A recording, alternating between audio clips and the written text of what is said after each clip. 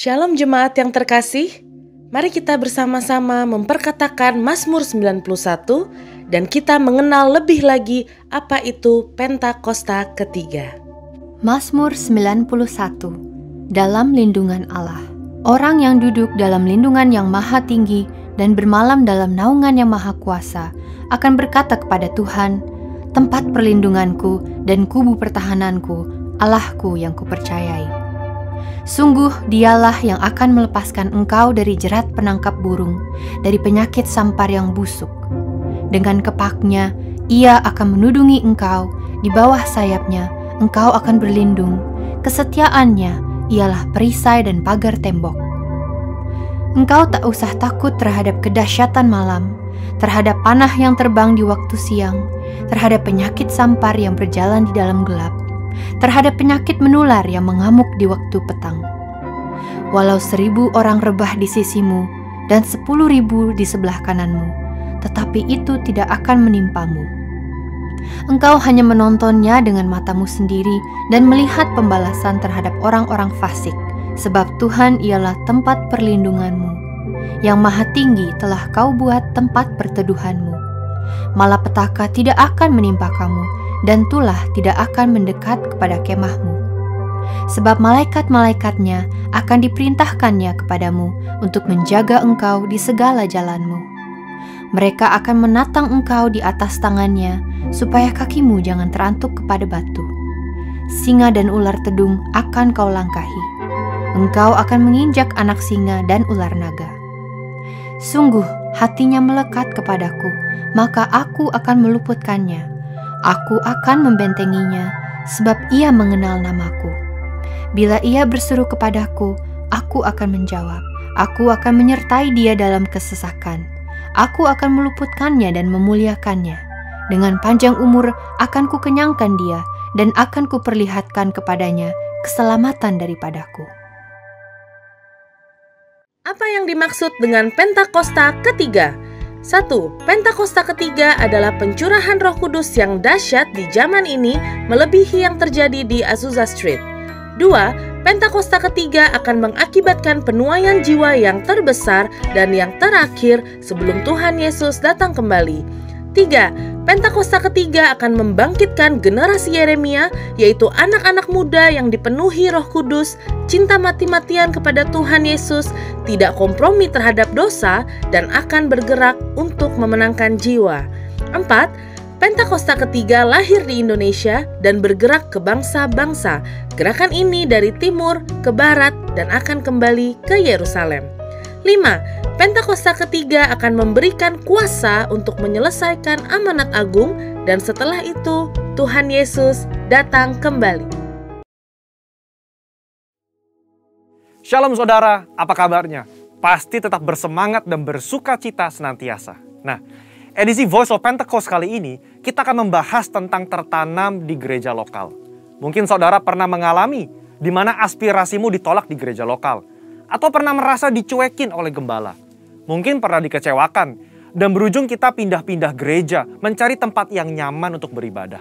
Saya ingin katakan, bahwa saudara harus tetap tertanam di gereja lokalmu.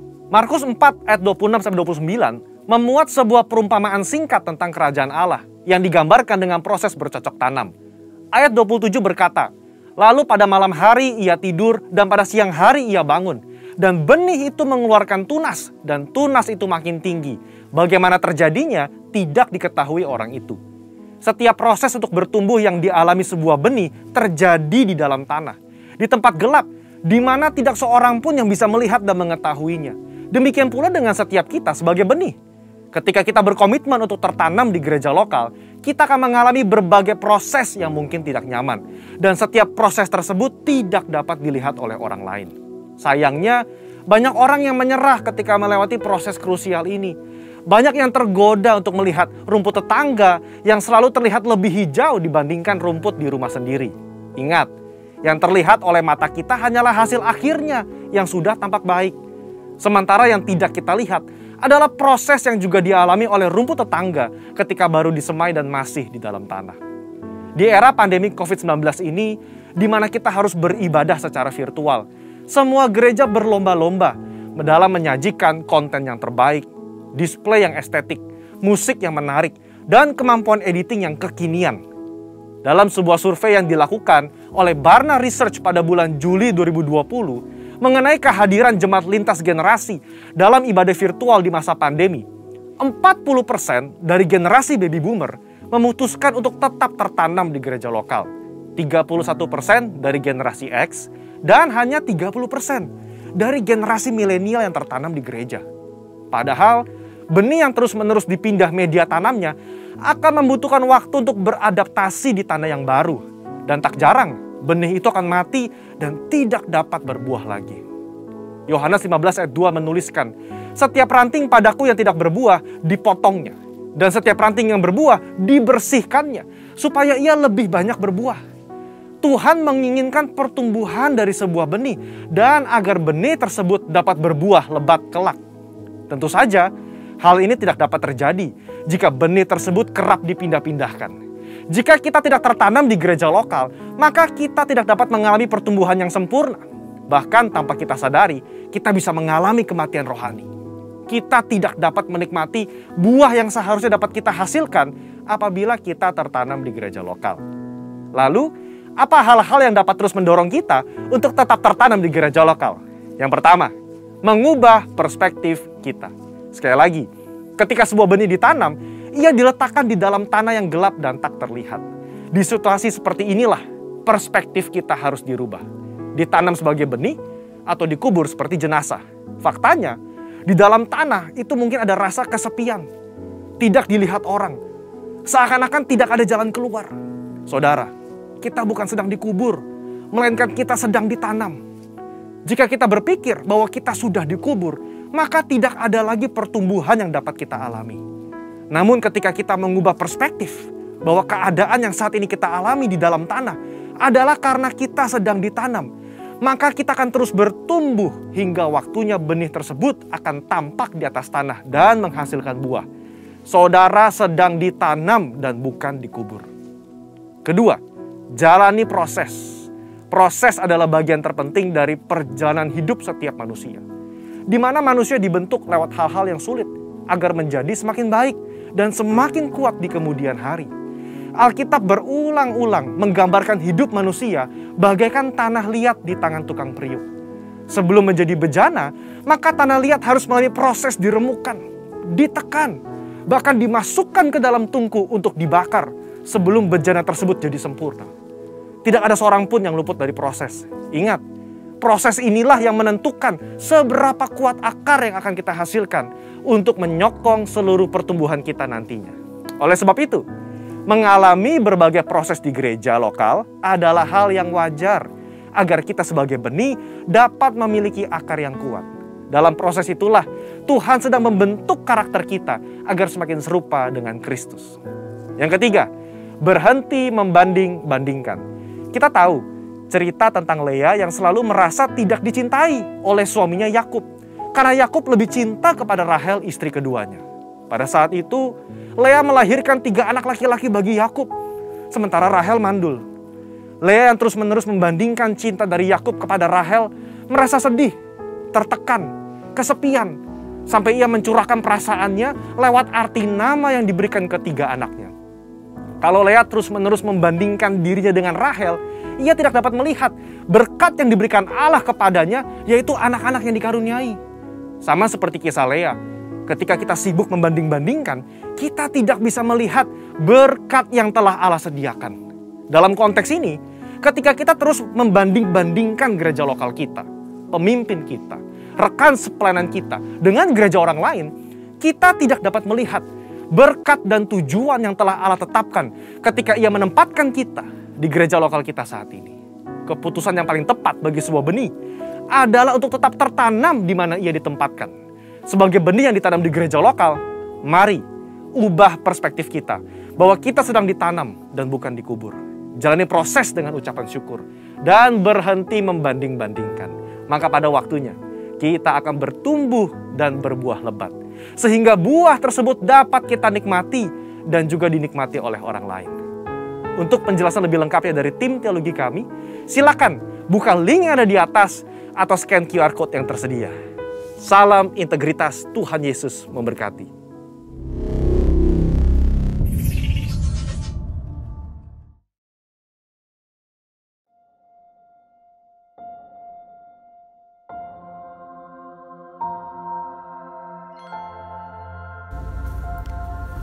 Selamat pagi Bapak yang baik.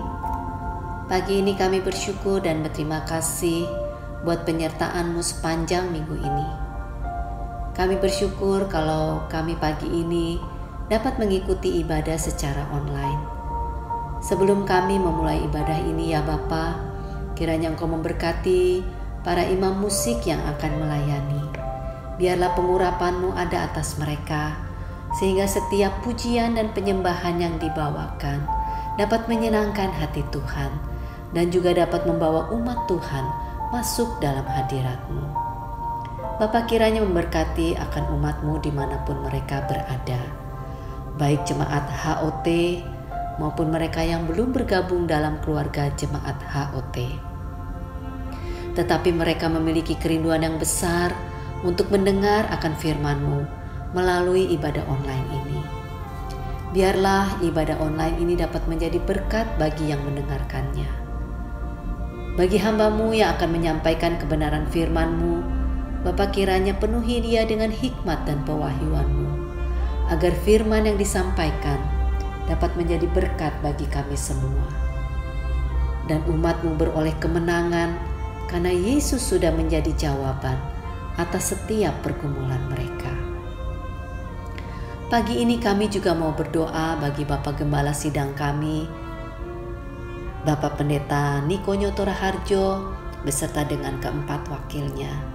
Begitu pula dengan karayon kami, Bapak Pendeta James Selo Pranoto beserta dengan wakilnya. Juga gembala-gembala cabang dan ranting yang ada dalam rayon 1A. Bapak kiranya memberikan kesatuan hati atas para pemimpin kami.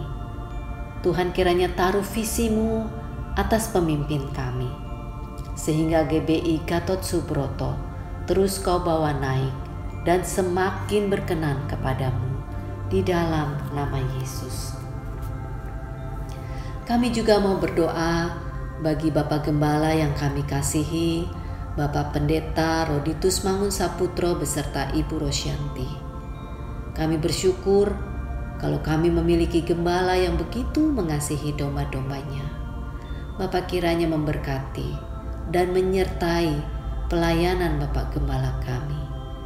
Biar kiranya hikmat dan pengurapan-Mu terus ditambah-tambahkan atas Bapak Gembala kami. Demikian juga dengan wakil gembala kami, Bapak Antonius Widakdo beserta istri dan anak-anaknya. Berkatilah pelayanan dan pekerjaannya dimanapun dia berada. Kiranya ia juga boleh terus menopang pelayanan Bapak Gembala di HOT. Terima kasih Bapak. Kami juga mau mengangkat tangan kami atas Indonesia. Shalom Indonesia. Diberkatilah Indonesia. Diberkatilah pulau-pulaunya. Diberkatilah suku-suku bangsa dari Sabang sampai Merauke. Di dalam nama Yesus, kami mau bawa ke dalam tangan-Mu akan Bapak Presiden kami, Bapak Joko Widodo, beserta dengan Wakil Presiden kami, Bapak Ma'ruf Amin. Kami mau berdoa juga bagi para menteri dan jajaran kabinet pemerintahan yang ada. Kiranya mereka boleh memimpin negeri ini dalam takut akan Tuhan, dan melalui Indonesia, nama Tuhan dipermuliakan. Haleluya. Terima kasih Bapak yang baik. Kami mau serahkan ibadah kami selanjutnya hanya di dalam satu nama yang ajaib, nama Tuhan Yesus Kristus. Haleluya. Amin. Kita percaya Tuhan kita baik, amin. Kuasanya kasih setianya untuk selama-lamanya. Haleluya. Oh betapa dalamnya kasih setiamu, betapa besarnya kebaikan-Mu, hidupku dipenuhi kemuliaan-Mu, indahnya oh Yesus Tuhanku. Betapa dalamnya kasih setiamu, betapa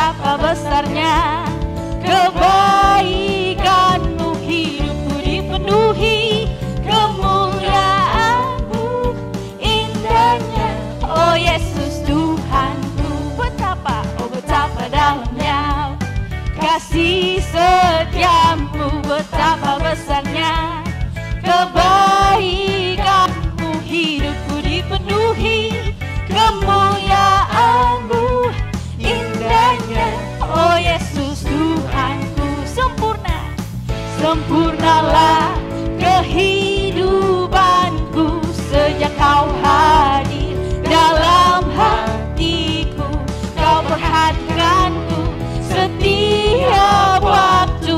Oh sungguh indahnya Yesus Tuhanku, betapa dalamnya kasih setiamu, betapa besarnya kebaikanmu.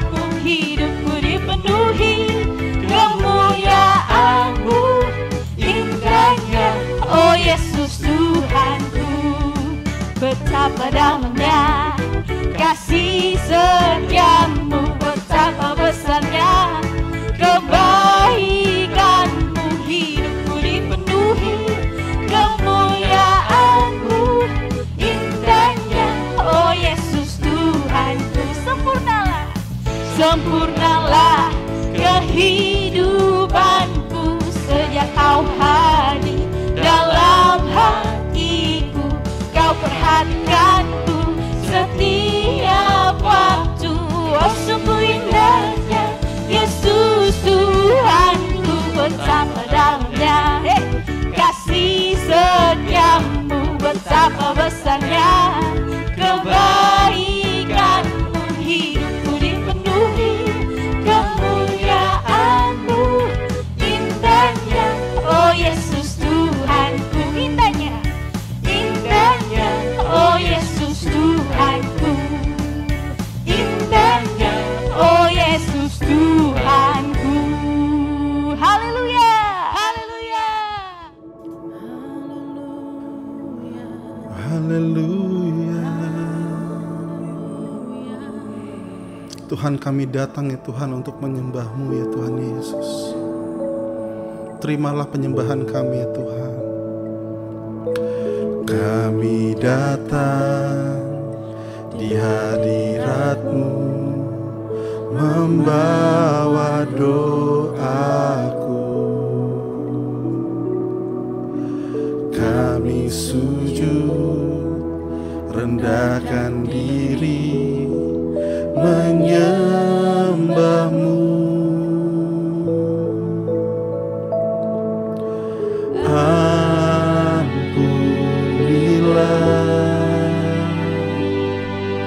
sayangilah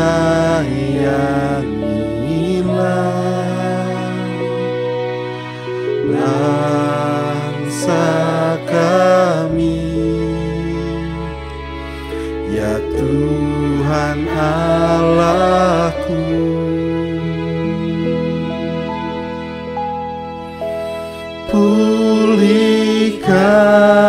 Pulihkanlah, sembuhkanlah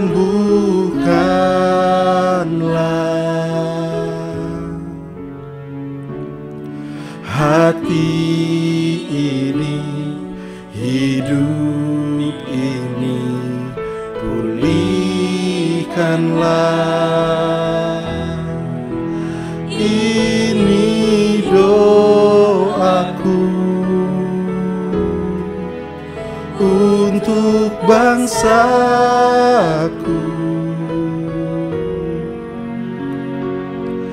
Lawat Tuhan, pulihkanlah,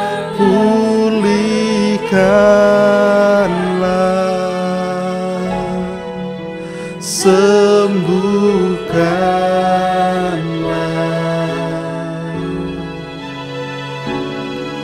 hati ini, hidup ini, pulihkanlah.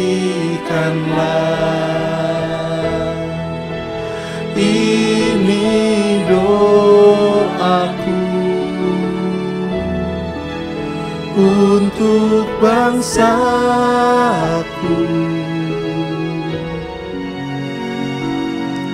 Lawat Tuhan, pulihkanlah negeri kami. Mari kita sembah Tuhan kita Yesus. Pulihkanlah negeri kami ya Tuhan Yesus.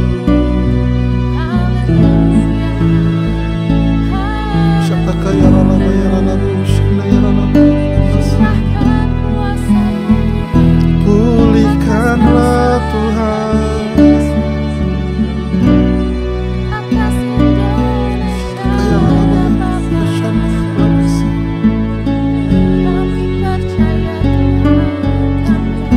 Terima kasih Tuhan Yesus.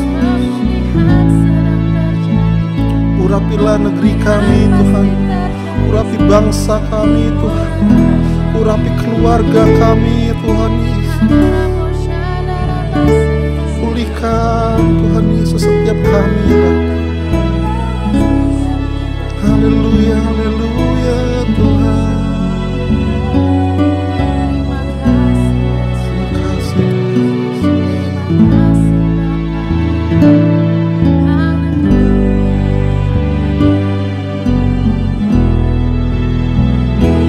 Ini doaku untuk bangsaku.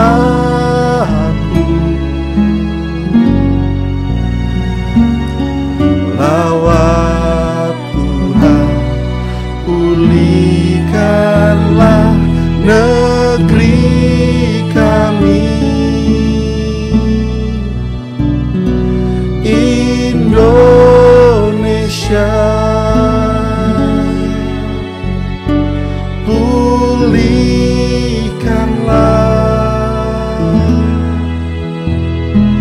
Indonesia.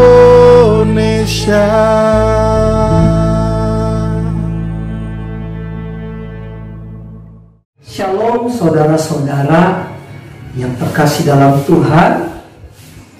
Bagaimana kabar Bapak, Ibu, Saudari sekalian? Baik yang pada pagi hari ini ada di tempat ini ataupun yang di rumah menyaksikan secara online. Saya berdoa keadaan kita semua baik. Amin. Mari kita satukan hati, kita mau berdoa. Bapa yang baik, Engkau yang menuntun kami dalam ibadah ini. Kami minta biar Roh Kudus yang menaungi pelayanan firman pada pagi hari ini. Kau yang membawakannya kepada kami firman-Mu. Bahkan Tuhan Kau sendiri yang menaruh perkata-perkataanmu ke dalam mulut hamba-Mu itu. Sungguh hamba-Mu bergantung kepadamu.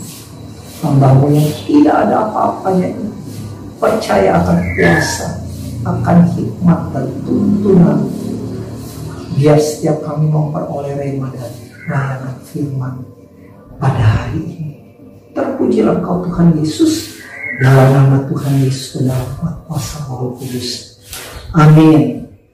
Saudara-saudaraku, sesuai dengan tema firman Tuhan, pengharapan saudara.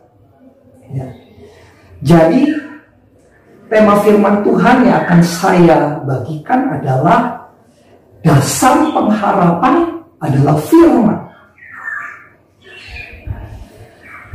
Saudara-saudara yang terkasih dalam Tuhan, pandemi yang kita alami saat ini benar-benar mempengaruhi, mengubah banyak aspek dalam kehidupan kita. Ada yang kehilangan pekerjaan, galau, gelisah, bahkan jatuh. Lebih daripada itu, saudara-saudara yang kekasih, banyak yang kehilangan pengharapan. Kehidupan jadi tidak mudah. Saya pernah mendengar bahkan membaca saudari ada orang yang membuat kotak-kotak saudara. Bahkan kotak-kotak dalam bentuk ruangan. Di beberapa tempat saudara. Lalu orang-orang bisa masuk ke dalam ruangan itu menyampaikan kerinduan dan harapannya. Saya percaya bahwa harapan yang diutarakannya adalah harapan yang baik, ekonomi baik, kota menjadi sembuh. Kita dapat kembali bekerja di kantor-kantor dengan normal, bahkan dapat berpergian kemana-mana saudara dengan bebas tanpa rasa takut. Keadaan yang tidak mudah, tidak tidak berarti bahwa kita ini harus kehilangan pengharapan. Kenapa? Karena Tuhan memberikan kita pengharapan. Dalam kamus bahasa Indonesia, pengharapan itu artinya keinginan supaya sesuatu itu menjadi kenyataan. Saya ulang, pengharapan adalah keinginan supaya sesuatu menjadi kenyataan. Dengan kata lain, saudara, pengharapan sebenarnya merupakan respon atau cara kita bereaksi kepada apa yang kita lihat, kepada apa yang kita dengar. Tidak ada yang salah dengan pengharapan, tetapi bisa menjadi salah kalau apa yang kita terima harus menjadi seperti apa yang kita ingin. Abraham pun kata apa? Dia melihat bahwa semua itu belum memenuhi keinginan. Keadaan yang dia hadapi tidak seperti yang Tuhan katakan. Aku akan memberikan negeri ini kepada keturunan. Dalam Kejadian 12, saudara, ayat 7, ada janji Tuhan. Tuhan akan memberikan tanah sebagai tempat tinggal. Tuhan menjanjikan keturunan. Abraham akan menjadi berkat. Meresponi hal ini perkataan Abraham, saudara. Dalam Kejadian 15 ayat 3. Engkau tidak memberikan kepadaku keturunan, sehingga seorang hambaku nanti akan menjadi ahli warisku. Saudara-saudara, ada waktu di mana Abraham hatinya, pikirannya dikendalikan oleh harapannya. Saya percaya setiap kita itu memiliki janji-janji Tuhan. Dan karena janji itu timbul pengharapan yang kuat bahwa janji itu akan digenapi.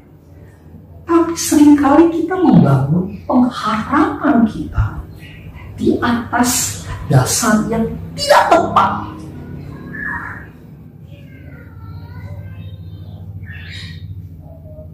Pagi hari ini kita mau belajar dari firman Tuhan, saudara. Bagaimana membangun dan hidup di dalam pengharapan yang benar. Saya mengajak, mari kita buka Roma 4 ayatnya yang ke-17 sampai dengan yang ke-21. Demikian firman Tuhan, sudah dapat semua? Seperti ada tertulis, engkau telah kutetapkan menjadi bapa banyak bangsa di hadapan Allah yang kepadanya ia percaya, yaitu Allah yang menghidupkan orang mati dan yang menjadikan dengan firman-Nya apa yang tidak ada menjadi ada. Sebab sekalipun tidak ada dasar untuk berharap, namun Abraham berharap juga dan percaya bahwa ia akan menjadi bapa banyak bangsa menurut yang telah difirmankan. Demikianlah banyaknya nanti keturunan. Imannya tidak menjadi lemah, walaupun yang mengetahui bahwa tubuhnya sangat lemah karena usia telah kira-kira 100 tahun dan bahwa rahim Sarah telah tertutup.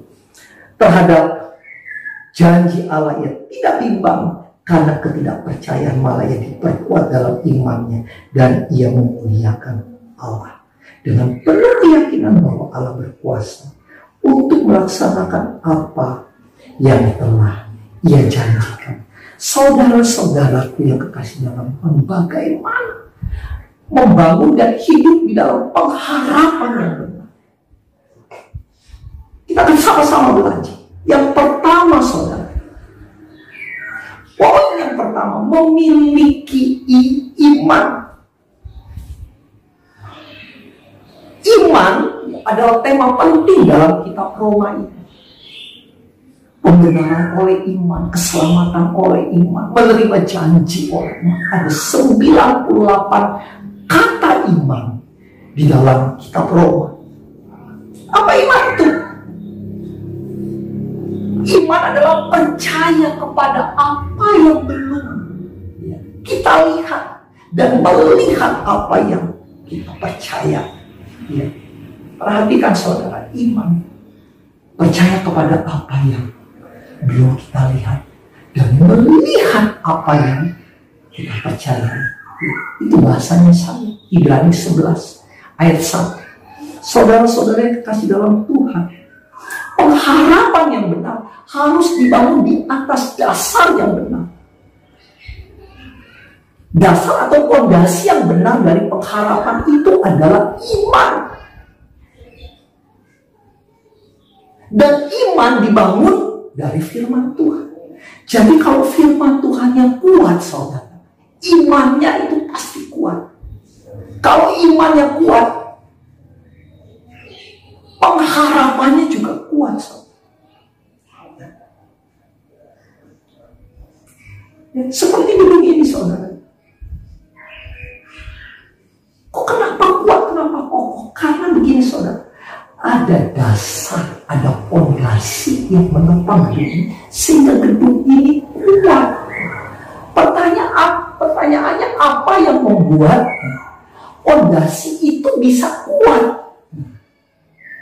Karena material-material yang membentuk fondasi itu baik. Material dari iman itu adalah firman Tuhan, saudara.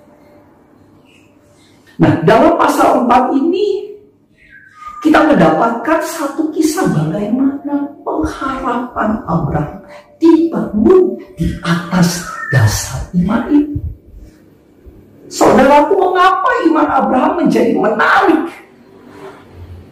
Dalam ayat 19, juga ayat yang ke-20 ya, Roma 4 ayat 19 dan ayat yang ke-20 berkata begini, saudara, imannya tidak menjadi lemah walaupun ia mengetahui bahwa tubuhnya sudah sangat lemah dan rahim sangat tertutup.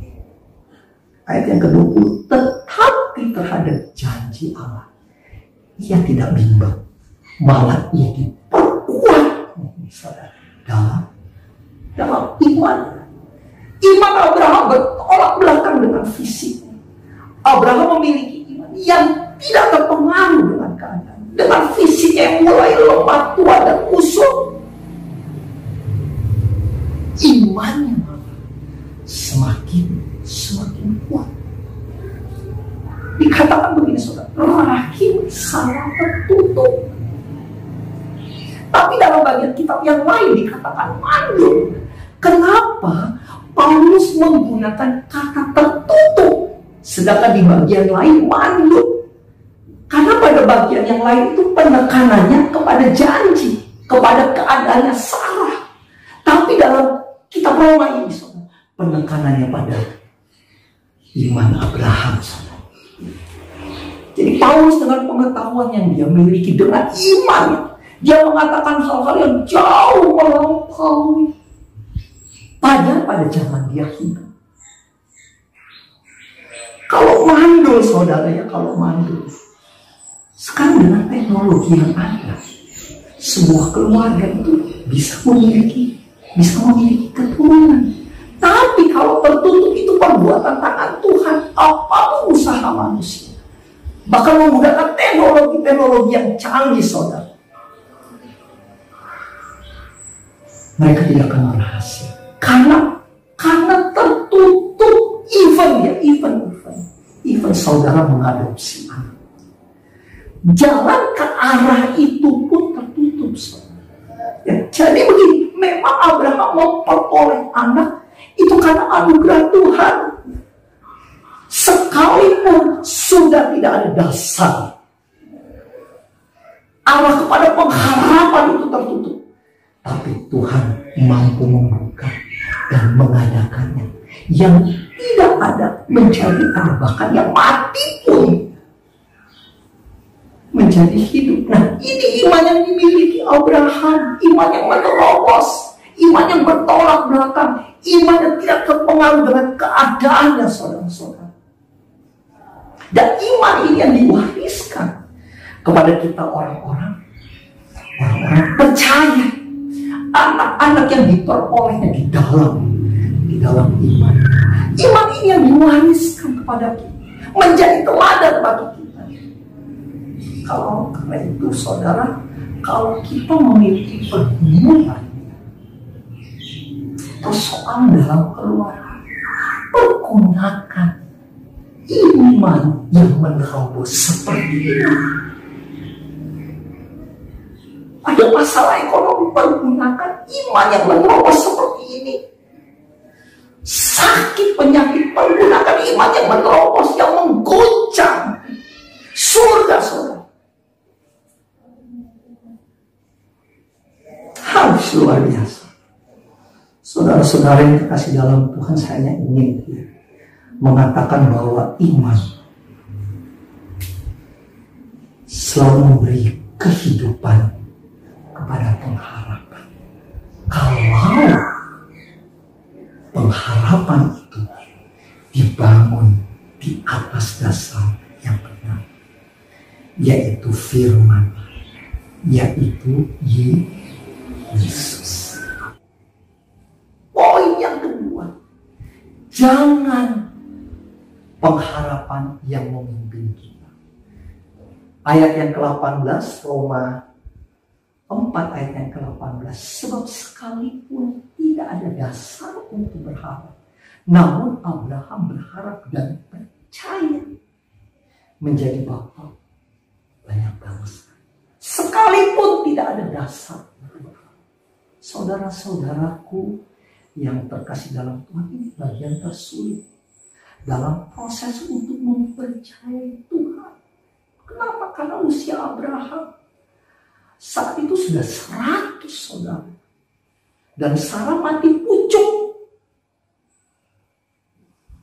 Artinya 25 tahun Abraham dan Sarah memiliki peluang untuk memiliki keturunan karena janji.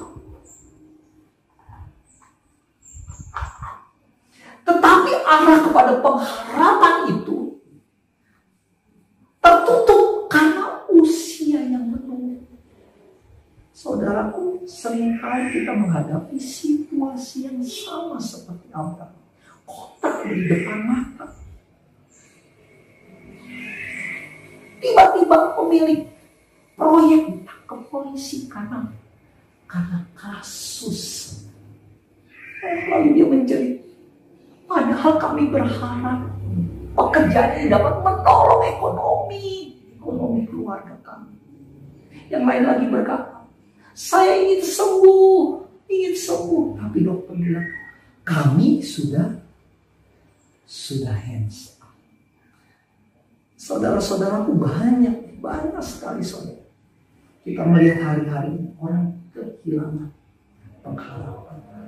Bahkan banyak pengharapan saudara menjadi cara kita memaksa Tuhan. Ada pergumulan kita mulai berdoa. Nah, waktu doa dirasa kurang mantap, mulai hubungi teman-teman. Tolong dukung saya dalam doa. Dirasanya masih kurang mantap. Mulai apa? Mulai kembali. Hubungi teman-teman. Gimana kalau jam-jam tertentu kita doa sepakat? Belum cukup juga saudara. Lalu dia bilang gini, gimana kalau kita adakan pertemuan? Kita doa syafaat. Waktu ketemu lagi dia bilang begini saudara. Bagaimana kalau dengan tindakan profetik? Yuk kita saling bergandengan tangan. Jangan ada yang terputus. Tuhan mereka kurung. Saudara, kata sebab sekalipun tidak ada dasar untuk ini indikasi pergumulan Abraham. Kejadian 12-21.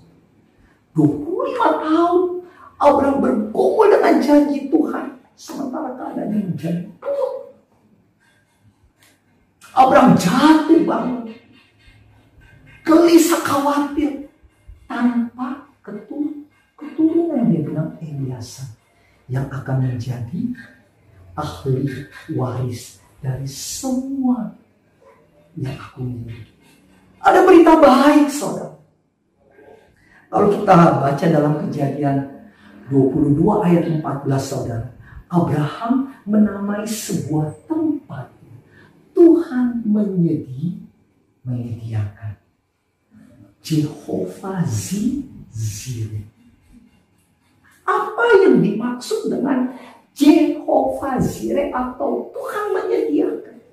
Menyediakan yang seperti apa? Saudaraku yang kekasih dalam Tuhan, ya, bangsa Yahudi mengenal, saudara, Tuhan yang menyediakan itu dalam konteks sebuah hubungan. Saya mau menggunakan analogi seperti ini, saudara. Seorang ibu yang memberi makan anaknya. Sendok itu udah di depan mulut, saudara. Saya tidak berkata seorang ibu yang memberi makan dengan cara bermain. Tidak, saudara. Misalnya begini, ini pesawat terbang. Pesawat terbang bawa makanan. Ayo buka mulut. Ayo sebentar lagi pesawatnya akan tiba. Ayo buka mulut. Lalu sendoknya sampai di depan mulut. Depan mulut anak. Tuhan menyediakan tidak seperti itu, saudara. Sendok sudah sampai di depan mulut. Ada di depan mulut, tinggal didorong masuk, saudara. Tuhan menyediakan tidak muter-muter kemana-mana, saudara.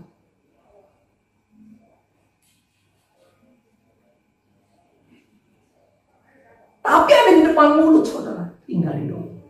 Sendok itulah yang dikatakan pengharapan.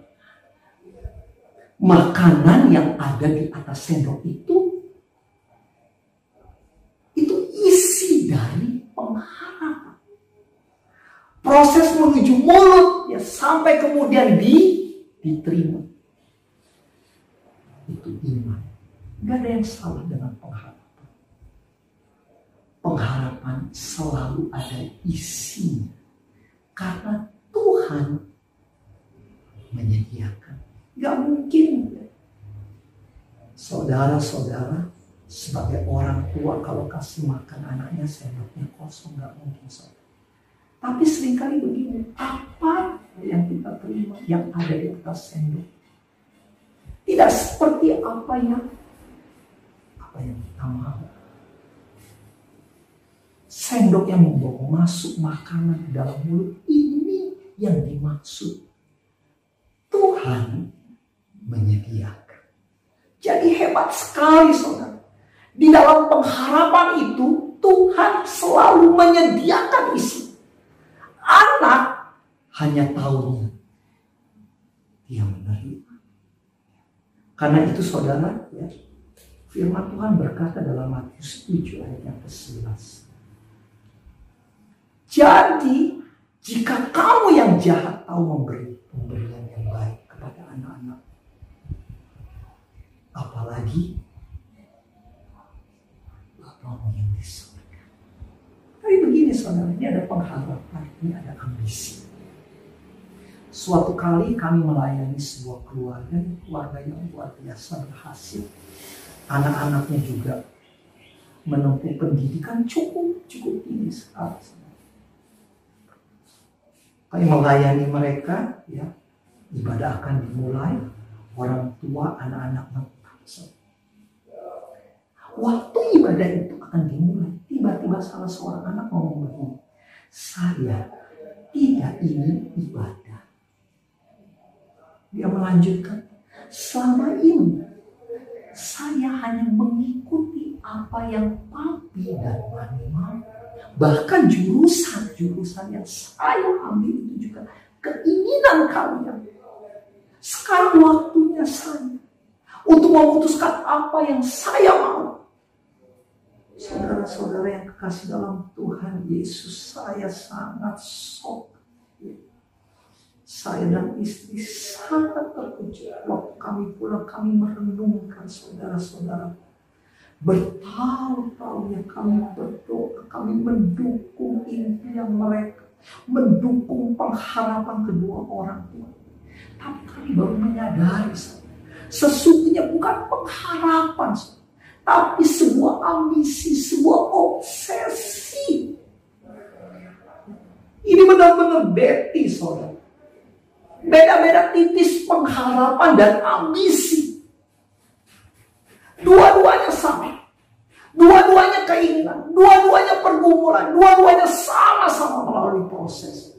Dan dua-duanya sama-sama keras, saudara. Tapi dengar.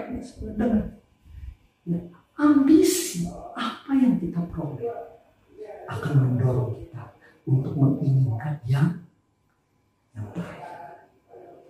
Ambisi dibangun dari keinginan daging dan hanya melayani dan memuaskan keinginan kita. Ambisi ujung-ujungnya, saudara, melukai orang lain. Tapi pengharapan, apa yang kita dapat kita lihat sebagai anugerah Tuhan. Dan itu membuat kita dapat mengucap syukur, saudara. Pengharapan itu dibangun di atas dasar firman dan dikembalikan kepada Tuhan. Pengharapan menjadi aman bagi kita, saudara, untuk bersaksi tentang kebaikan dan kebesaran. Banyak dari kita orang-orang percaya membungkus sedemikian rupa ambisi-ambisi rohani, obsesi rohani dengan kata-kata harapan. Kita memaksa diri kita memaksa anak-anak kita memaksa orang-orang lain untuk menjadi seperti apa yang kita harapkan. Yang sebenarnya ambisi dan obsesi, saudara. Abraham tidak hidup dalam ambisi rohani, dalam obsesi rohani. Ayat 18 ya. Namun Abraham berharap juga dan percaya bahwa ia menjadi bapa banyak bangsa. Menurut yang perhatikan, saudara, menurut yang difirmankan, rules-nya benar, arahnya benar. Abraham membangun pengharapannya dengan cara yang benar. Dia tidak izinkan pengharapannya menjadi ringan. Pengharapannya dia ikatkan benar-benar kepada firman Tuhan, saudara. Ini yang saya maksud, jangan apapun memimpin saudara, sekalipun itu namanya pengharapan, saudara. Yang memimpin saudara seharusnya firman. Jangan biarkan diri kita berjalan di depan sementara Yesus berjalan di belakang. Tuhan mengabulkan doa saudara, mewujudkan harapan saudara. Bukan karena keinginan, tapi karena kebutuhan kita. Tapi saudara, bukan kebutuhan yang menggerakkan Tuhan. Yang menggerakkan Tuhan itu iman kita, saudara. Iman kita. Oh, haleluya. Terkadang Tuhan mencintai dengan cara-cara yang kita tidak sukai dan yang tak kita mengerti. Tapi saudara, dia tetap Allah yang menyediakan. Poin yang ketiga, saudara, ini benar-benar poin yang paling terakhir, saudara. Poin yang ketiga, percaya penuh. Mari kita lihat ayatnya yang ke-20. Firman Tuhan berkata begini, saudara. Tetapi terhadap janji Allah, ia tidak bimbang karena tidak percaya, malah ia diperkuat dalam imannya dan ia memuliakan Allah. Saudara-saudaraku, tahun 2000 saya terkena GBS, Guillain-Barré syndrome, yang melumpuhkan sistem imun.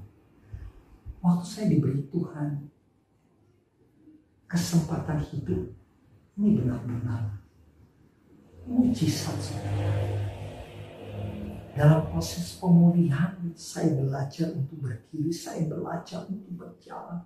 Rasanya lantai di mana saya injak tidak kokoh seperti per. Membal, saudara. You know membal. Ya pokoknya membal, saudara.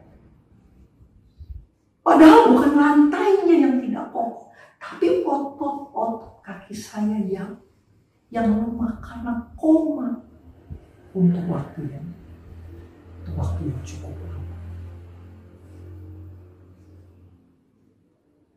Saya mendapati sulit untuk mengingat banyak hal. Akhirnya saya diizinkan pulang. Saya kembali ke tempat pelayanan.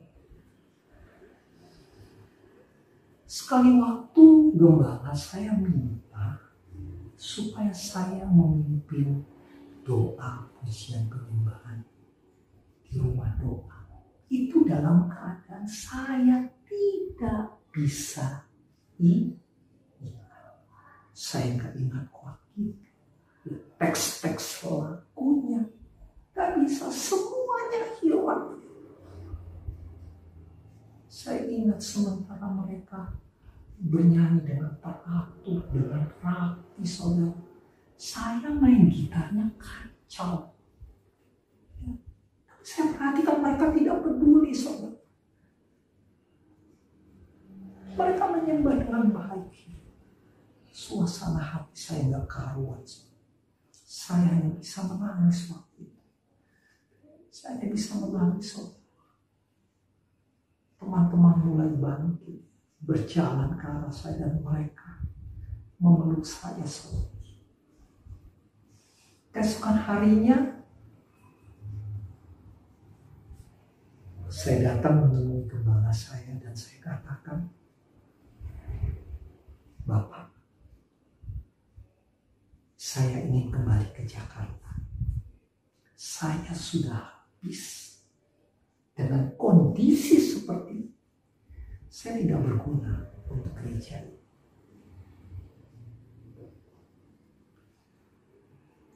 Beliau memperhatikan saya. Saya masih ingat bagaimana tatapan matanya yang begitu tenang. Dia bilang begini, Samuel, kamu ingat apa yang kamu katakan? Waktu kamu mulai dapat berbicara,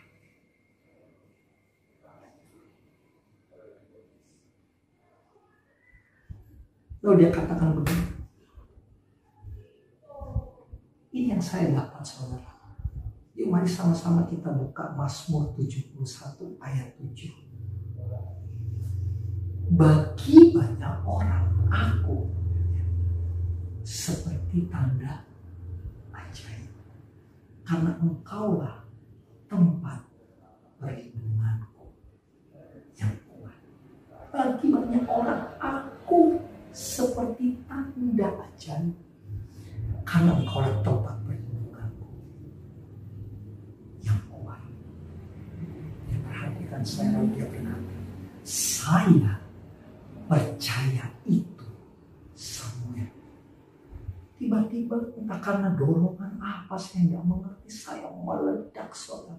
Saya menangis sejadi-jadi. Gembala saya memeluk saya. Saya katakan dalam hati, Tuhan ampuni saya. Ampuni saya. Engkau ngomong sama saya. Tapi gembala saya yang sepenuhnya percaya perkataan. Saudara-saudaraku yang kekasih dalam Tuhan, Ibrani 6 ayat 19 berkata begini, saudara. Pengharapan itu adalah sal kuat dan aman bagi jiwa yang telah dilabuhkan sampai ke belakang. Ibrani 6 ayat 19. Yesus itu adalah jangkar pengharapan kita. Dia juga merupakan tabir pintu dari setiap seruan-seruan iman kita yang adalah pengharapan itu. menuju kepada tahta Allah.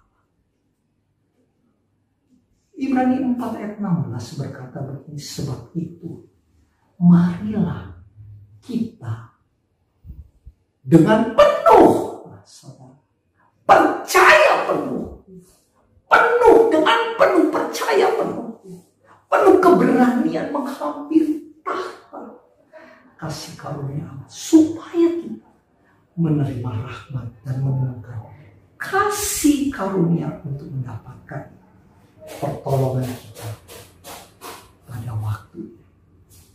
Saudara yang terkasih dalam Tuhan, Abraham tidak khawatir, tidak ada keraguan sama sekali. Dia percaya penuh kepada Tuhan. Dari yang dikatakan mandul tertutup, dia menerima janji meskipun usianya mencapai 100 tahun, tapi dia tetap janji itu tetap digenapi. Saudara-saudara yang kekasih dalam Tuhan, mari kita bangun pengharapan kita hari-hari di atas dasar yang benar, yaitu firman Tuhan. Sebab Dia yang berjanji itu setia. Haleluya. Tuhan memberkati saudara. Mari kita berdoa. Semua karena anugerah-Mu ya Tuhan. Dan kami bersyukur kalau kami anak-anak-Mu Engkau pilih. Dan Engkau suruh kami untuk mendekat di dalam bait-Mu yang kudus ya Tuhan. Kami bersyukur karena kami tahu semua karena anugerah-Mu. Itulah sebabnya kami mau berkata kepadamu, kami tidak akan menyia-nyiakan ketika Engkau sudah memilih kami. Biar kiranya Engkau pakai kami Tuhan menjadi alat-alat-Mu untuk kami boleh menyenangkan hati Tuhan. Terima kasih buat kebenaran firman-Mu yang kami dengar pagi hari ini. Dan kami percaya bahwa firman-Mu merupakan kekuatan, pengharapan kami, berkat bagi kami ya Tuhan. Hamba-Mu berdoa untuk anak-anak-Mu yang ada di rumah, biar kiranya Engkau memberikan yang terbaik bagi setiap anak-anak-Mu yang sudah ambil bagian di dalam ibadah pagi hari ini. Kami percaya Tuhan yang terbaik itu yang Engkau berikan. Terima kasih Tuhan Yesus, terima kasih. Bahkan ketika mereka sakit kami percaya ada kesembuhan yang terjadi yang Kau berikan kepada anak-anak-Mu. Ada mujizat terjadi dan mereka akan sembuh dengan sempurna. Ketika mereka ada di dalam kelemahan, kami percaya Tuhan Kau berikan kekuatan kepada mereka, kekuatan yang baru sehingga mereka boleh terbang seperti burung raja wali yang tidak pernah kenal lelah. Kami berdoa untuk setiap usaha-usaha pekerjaan, biar kiranya Tuhan berkati, jadikan segala sesuatunya berhasil. Bahkan anak-anak kami yang sekolah, anak-anak kami yang kuliah Tuhan, berkati mereka, jadikan mereka yang terbaik, terpandai, cerdas di dalam mereka menempuh studi mereka. Dan mereka berhasil di dalam masa depan mereka. Hamba-Mu berdoa untuk keluarga-keluarga rumah tangga di rumah, biar kiranya Tuhan sertai, penuhkan dengan kasih, penuhkan dengan sukacita, penuhkan dengan damai sejahtera. Dan kami percaya setiap keluarga-keluarga rumah tangga akan menikmati kerajaan surga di dalamnya. Tuhan terima kasih Engkau berkati setiap hamba-hamba-Mu yang sudah ambil bagian di dalam pelayanan ibadah pagi hari ini. Kami percaya apa yang mereka kerjakan tidak akan pernah sia-sia di hadapan Tuhan. Engkau memperhitungkannya dan Engkau memberkati. Terima kasih Tuhan Yesus, terima kasih. Bahkan kami berdoa untuk setiap anak-anak-Mu yang saat ini akan memberikan persembahan yang terbaik. Tuhan berkati. Setiap tangan-tangan yang akan memberikan persembahan, kami percaya bahwa mereka memberikan persembahan dengan penuh sukacita dan ucapan syukur. Maka firman-Mu tergenapi, diberkatilah setiap tangan-tangan yang sudah menabur dengan satu akad takaran, satu ukuran yang dipadatkan sampai tumpah keluar. Terima kasih Tuhan Yesus, terima kasih. Kemuliaan hanya bagi-Mu ya Tuhan. Dan sebentar kami akan mengakhiri ibadah kami saat pagi hari ini. Siapkan kami untuk kami boleh menerima berkat daripada Tuhan. Kekasih-kekasih Tuhan, mari kita angkat tangan kita yang kudus di hadapan Tuhan. Tengadahkan wajah kita menikmati kasih-Nya. Dan sebelum menerima berkat Tuhan, dengarkanlah janji firman-Nya. Diberkatilah setiap orang yang hatinya melekat dan tertuju kepada Tuhan. Diberkatilah keluar masuk rumahnya. Diberkatilah lumbung-lumbungnya penuh berkelimpahan. Diberkatilah buah kandungannya. Dan apa saja yang dilakukannya menjadi berhasil karena Tuhan Yesus menyertai. Kekasih-kekasih Tuhan, terimalah berkat yang berlimpah-limpah dari Allah Bapa di sorga, kasih setia dari anaknya yang tunggal Tuhan kita Yesus Kristus, kekuatan dan penghiburan dari Allah Roh Kudus menyertai kita, mulai saat ini sampai Maranatha Tuhan Yesus datang, menjemput kita di awan-awan yang permai bahkan kekal selama-lamanya. Di dalam nama Tuhan Yesus Kristus. Haleluya. Bapa, terima kasih.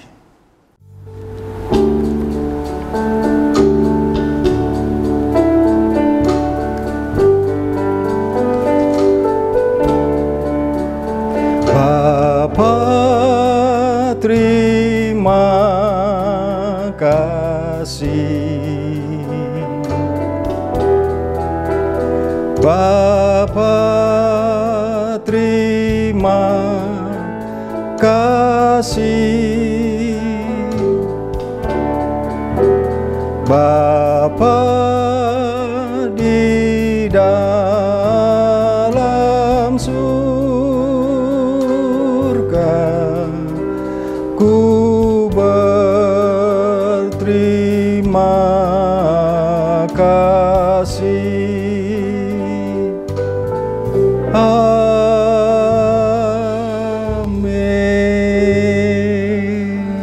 Haleluya, haleluya. Selamat hari Minggu, saudaraku yang dikasihi Tuhan. Tetap sukacita, tetap sehat, tetap semangat. Tuhan Yesus memberkati kita sekalian. Haleluya. Dalam Yesusku sempurna karyamu, memberitakan kebaikanmu, kabarkan Injilmu, serukan namamu Yesus.